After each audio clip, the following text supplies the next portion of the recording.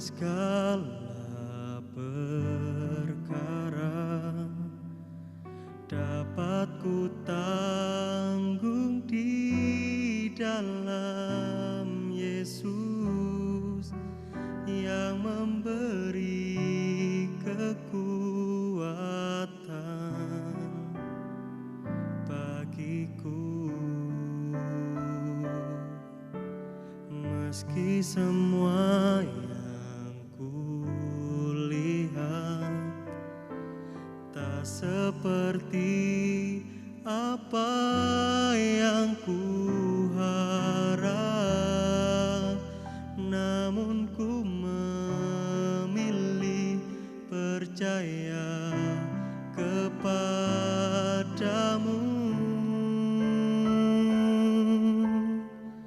Kau berfirman,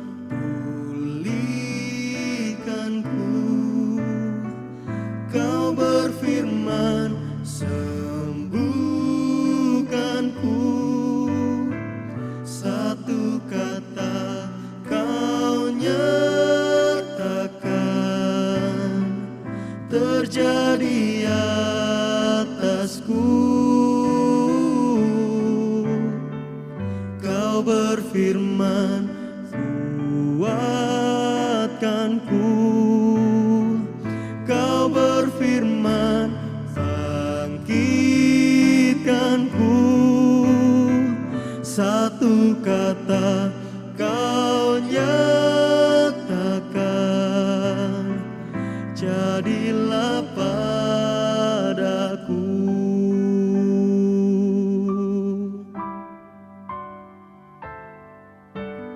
Ku yakin segala perkara dapat ku tanggung di dalam Yesus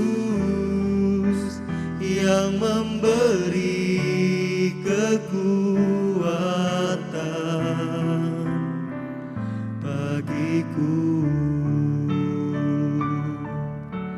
Meski semua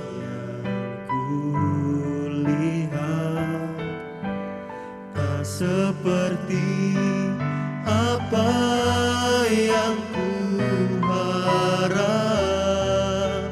namun ku memilih percaya kepadamu.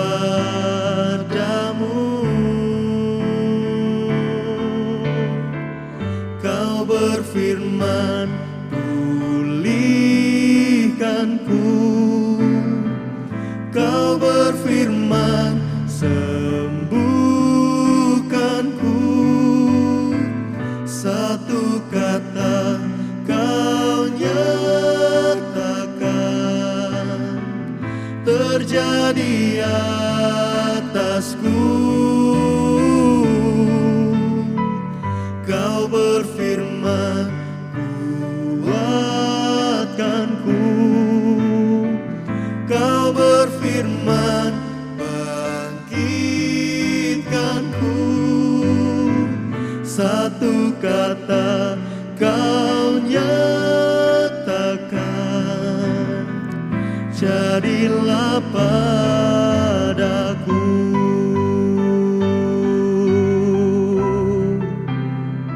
Kau berfirman Tuhan, dan terjadi atasku.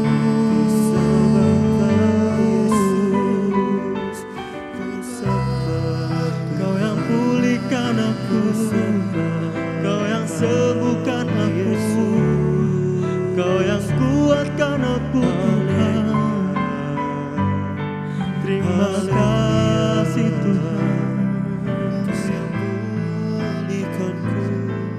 terima kasih Tuhan. Hanya Kau yang bisa menguatkanku Tuhan. Hanya Kau yang sanggup Tuhan memulihkan keadaanku. Yesus, Yesus, Yesus. Haleluya. Terima kasih.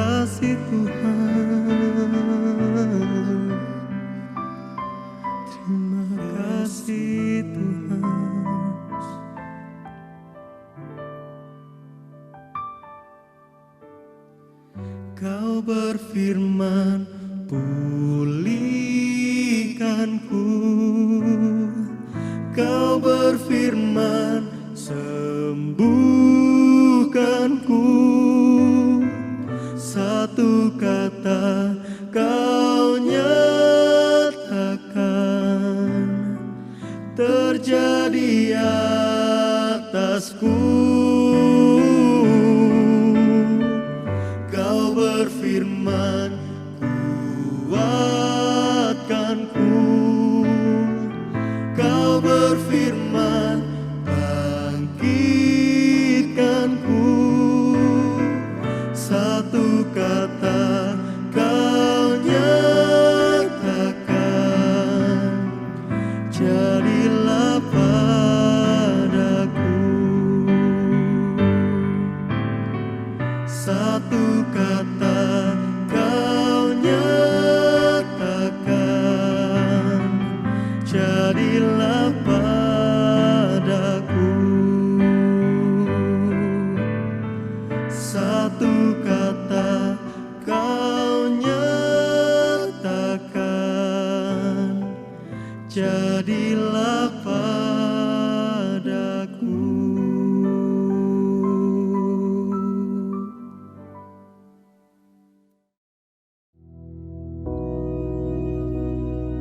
Bapa kami yang di surga, dikuduskanlah namamu, datanglah kerajaan-Mu, jadilah kehendak-Mu di bumi seperti di surga. Berikanlah kami pada hari ini makanan kami yang secukupnya, dan ampunilah kami akan kesalahan kami, seperti kami juga mengampuni orang yang bersalah kepada kami. Dan janganlah membawa kami ke dalam pencobaan, tetapi lepaskanlah kami daripada yang jahat. Karena Engkaulah yang empunya kerajaan dan kuasa dan kemuliaan sampai selama-lamanya. Amin.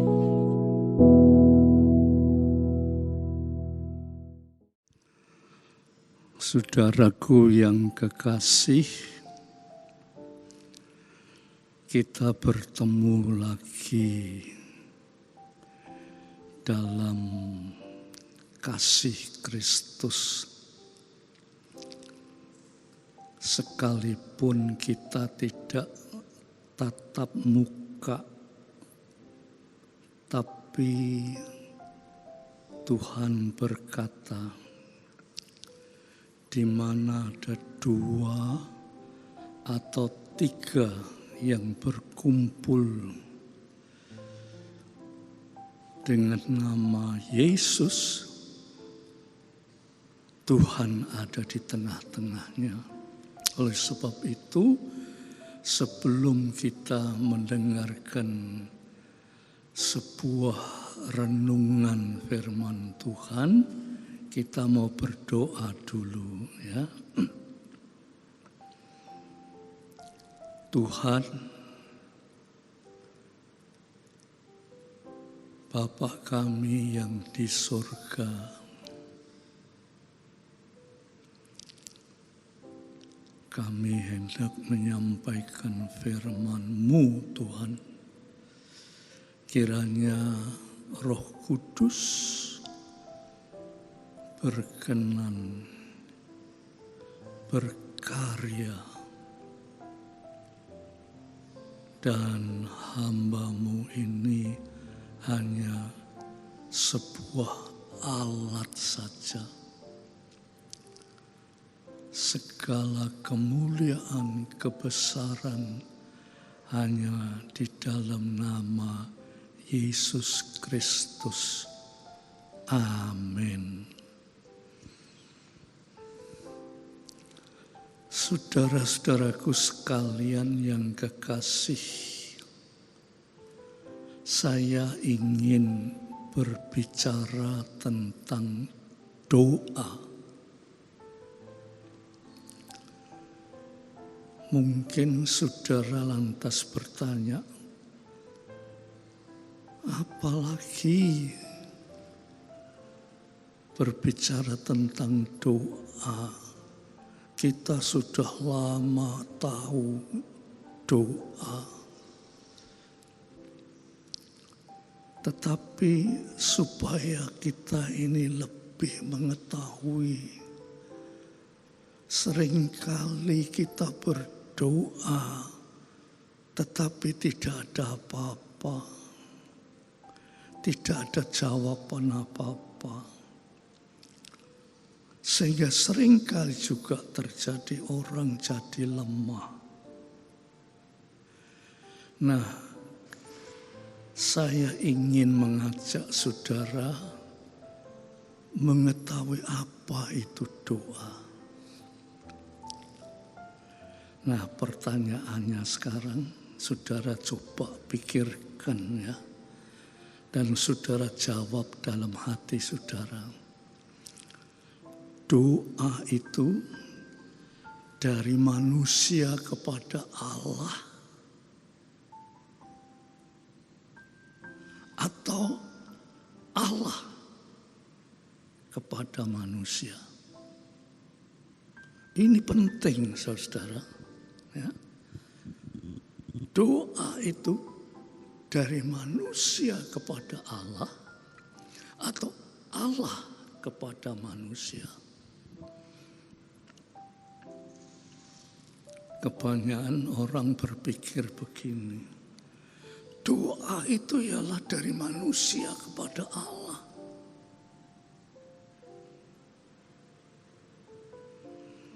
Nah, saudara-saudara, perlu saudara ketahui, sejak manusia jatuh di dalam dosa, ya, sejak Adam dan Hawa makan buah larangan dari Tuhan itu, ya, manusia jatuh dalam dosa. Allah berkata, kalau engkau makan buah ini, engkau akan mati. Tetapi ternyata Adam dan Hawa tidak mati. Malahan dia umurnya tuh sampai 900 lebih. Mungkin ya kalau saya tidak salah, 936 kalau tidak salah.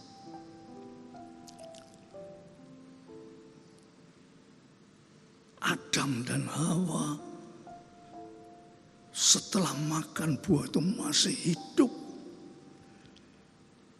sampai 900 tahun lebih. Ini luar biasa. Lantas apa hubungannya dengan doa?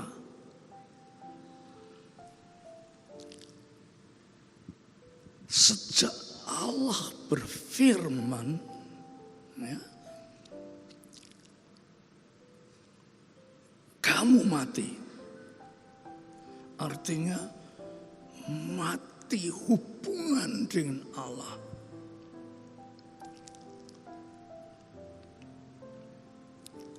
Tetapi tetap hidup. Dan hidup itu dipakai oleh manusia untuk berdoa.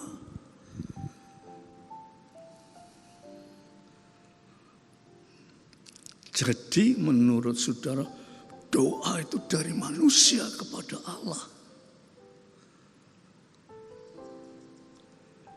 Tetapi saudara-saudara, Alkitab berkata lain. Ya.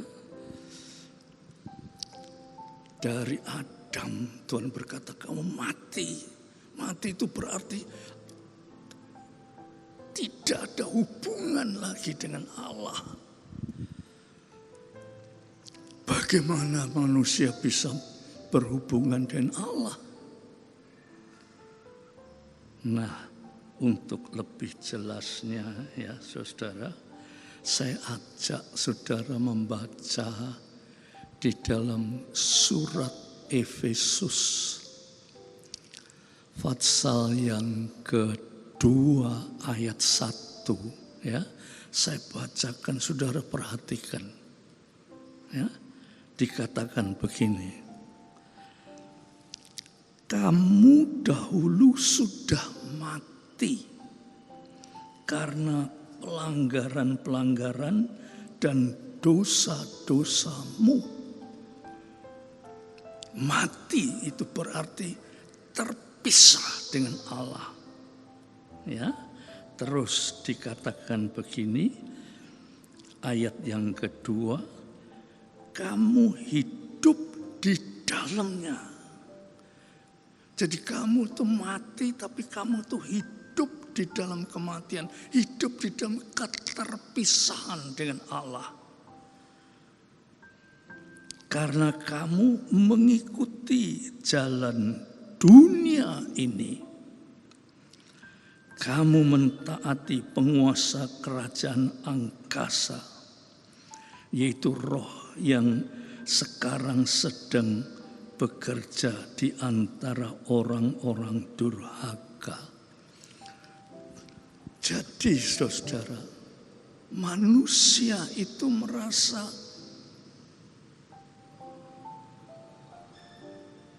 bisa kontak dengan Allah. Tapi manusia yang berdosa itu dianggap Allah itu sudah mati, tidak bisa kontak dengan Allah.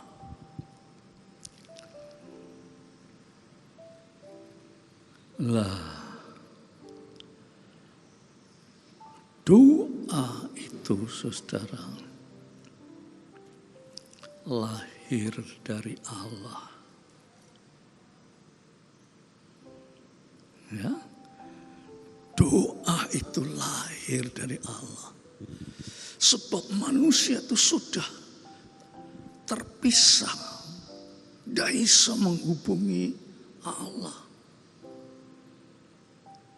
Kecuali Allah dengan segala kasih kemurahannya itu memberi kesempatan manusia untuk kembali bersekutu dengan Allah. Nah, persekutuan itu diantaranya itu dalam bentuk doa. Nah, sekarang kita tahu bahwa doa itu bukan lahir dari diri kita kepada Allah, tetapi doa itu karena Allah Maha Kasih, Maha Murah, sehingga kita ini diperkenankan hubungan dengan Allah.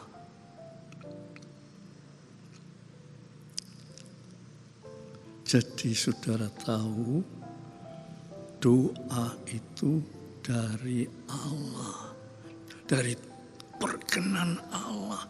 Nek manusia itu berdoa itu karena manusia itu dipandang oleh Allah mati karena dosa. Hubungan dengan Allah sudah terputus, tidak bisa doa kecuali Allah yang Maha Kasih itu turun memberikan kesempatan manusia untuk berdoa.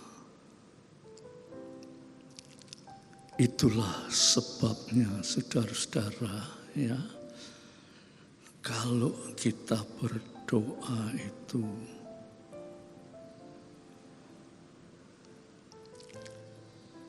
jangan kita tuh berdoa, mulut ini mengucapkan kata-kata, tetapi pikiran itu memikirkan yang lain.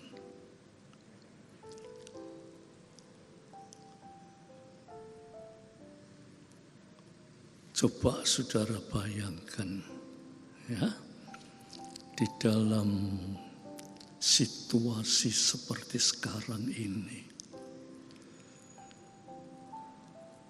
orang yang mengerti doa kepada Allah, dia berdoa, tetapi hatinya dipenuhi dengan rasa takut, khawatir, gelisah tentang wabah corona ini. Kelihatannya berdoa, tetapi hatinya dipenuhi dengan rasa takut, khawatir, gelisah. Sehingga orang umum katakan doana itu gelambiar. Padahal saudara, Allah memberikan kesempatan untuk berdoa itu, saudara harus mempunyai dasar. Pikiran hati kita itu harus tertuju kepada Allah. Pikiran hati kita itu harus tertuju kepada Allah. Bagaimana bisa tertuju kepada Allah? Di dalam Roma, ya, tidak usah dibaca, nanti terlalu banyak waktu, ya. Dalam Roma pasal 8 ayat yang ke-26 itu dikatakan Roh Kudus membantu kita di dalam doa. Coba saudara bayangkan, andai kata tidak dibantu oleh Roh Kudus untuk berdoa, maka doa kita itu mungkin kita itu menghadap Tuhan, tapi pikiran kita itu tidak tertuju kepada Tuhan, kecuali dibantu oleh Roh Kudus. Sehingga Roma 8 ayat 26 dikatakan sampai kata-kata yang tak terucapkan. Roh Kudus itu membantu kita sampai kata-kata yang tak terucapkan. Tetapi Roh Kudus membantu kita untuk berdoa kepada Allah. Berarti Allah lah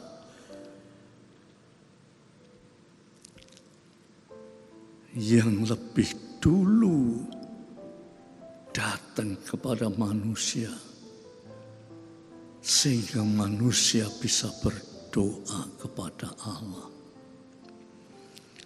Nah, saudara-saudara, kebanyakan orangnya, saudara-saudara, kebanyakan Roh Kudus itu cuma kanggo sebutan tok. Hanya buat sebutan. Tetapi kuasa dari Roh Kudus itu tidak begitu dirasakan di dalam kehidupan anak-anak Tuhan. Roh Kudus itu cuma kamu sebut-sebutan tok.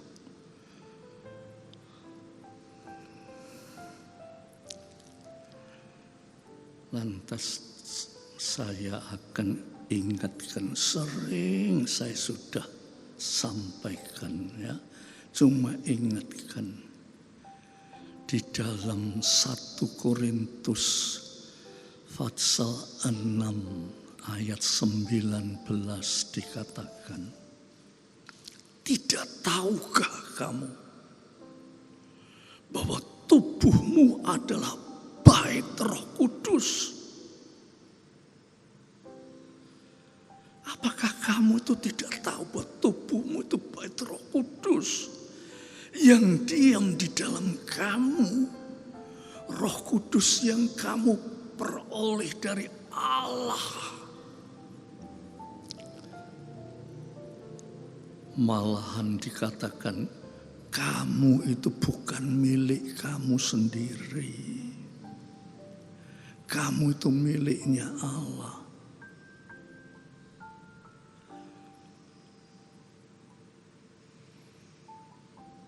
Tuhan mengingatkan, Tidak tahukah kamu bahwa tubuhmu itu rumah Allah? Atau bait Roh Kudus?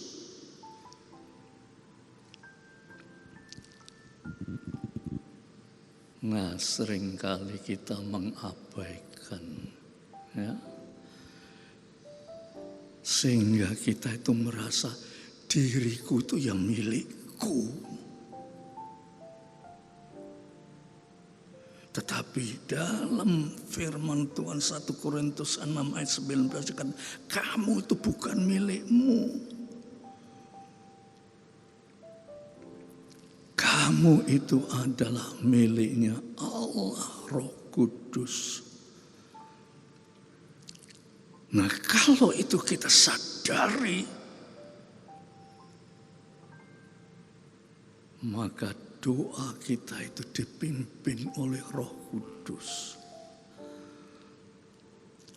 Doa yang dipimpin oleh Roh Kudus adalah doa kemenangan. Coba saudara, banyak di antara kita itu anak-anak Tuhan, setia ke gereja, ya berdoa, malah berdoa sampai nangis.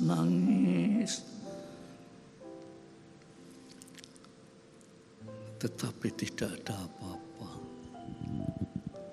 Sebab Tuhan bilang, kamu itu kelihatan hidup tapi mati. Mati karena dosa.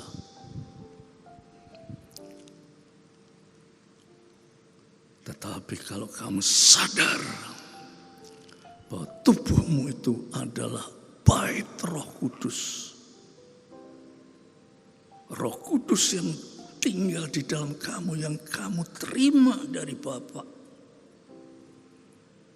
Malahan dikatakan kamu itu bukan milikmu. Itu kata-kata itu luar biasa. Luar biasa, saudara. Kalau kita berpikir secara positif, saudara, itu indah kalau dikatakan bahwa kamu itu bukan milikmu. Tetapi kalau orang masih berkata, aku itu milikku, itu berarti orang itu tidak sadar. Roh Kudus cuma kanggo sebut-sebutan,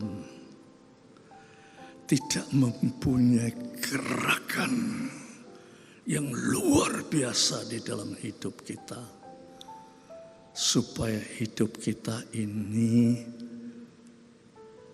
Tuhan bilang, doa orang benar, Yakobus pasal 5 ayat 16. Kalau sungguh-sungguh didoakan, besar kuasanya. Kita harus mencapai sampai di sana, saudara. Ya, sehingga kita ini menjadi anak-anak Tuhan yang betul-betul berhasil. Ya, kita bukan milik kita, tetapi kita ini miliknya Tuhan. Puji Tuhan. Tuhan memberkati kita semua. Ya, saudara, mari kita berdoa. Tuhan,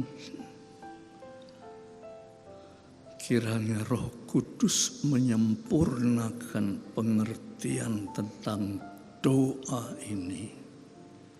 Sebab itu penting sekali.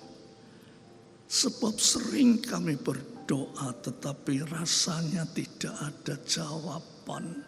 Sehingga kami menjadi lemah. Itu yang dikehendaki oleh setan. Tetapi kalau kami mengerti bahwa doa itu adalah asalnya Allah berkenan kepada kita. Sehingga Roh Kudus menjadi penolong di dalam segala bidang, sampai kepada doa pun Roh Kudus menolong. Terima kasih Bapak. Bapak mendengar doa kami di dalam nama Yesus Kristus.